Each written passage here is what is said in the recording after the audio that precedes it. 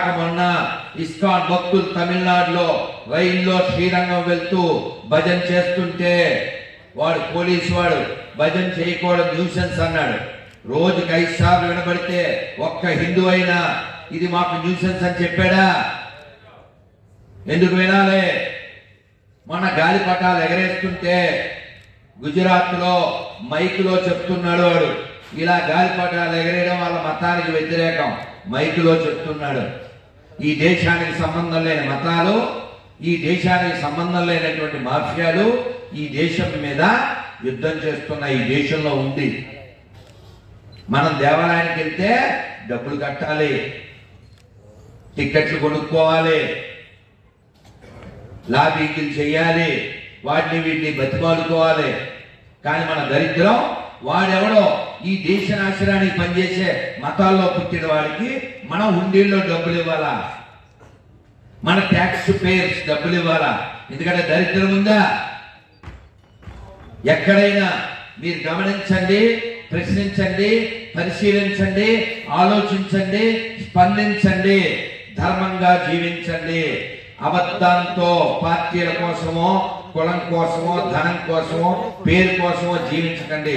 చచ్చిపోతాం మనం, మర్చిపోకండి. చచ్చిపోయే లోపల ధర్మం కోసం జీవించి ధర్మం కోసం చచ్చిపోవాలి. ఎందుకంటే మనకి ఈ జన్మ చాలా అరుదుగా వచ్చిందండి, మళ్ళీ మళ్ళీ రాదు. అర్థమవుతుందా? ఈ భూమి చాలా గొప్పదండి. ప్రపంచం ఒక ఇల్లు అయితే భారతదేశం పూజాగది అని చెప్పినటువంటి స్వామి వివేకానంద పుట్టిన నేల ఇది.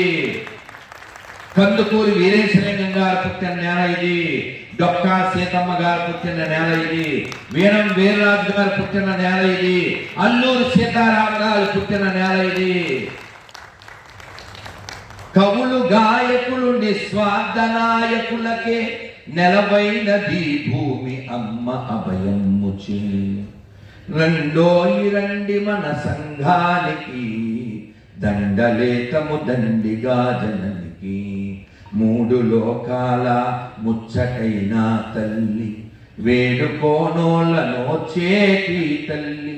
కూడుగుడ్డ బతుకు తెరువునిచ్చే తల్లి, శుభములీయంగా వచ్చినాది మన్ని.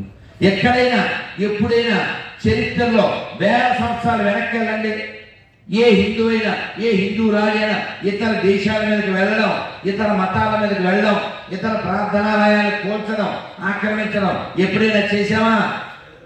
ఎందుకు చేయలే? ఎందుకు చేయలే? మనకు నేర్పలేదు.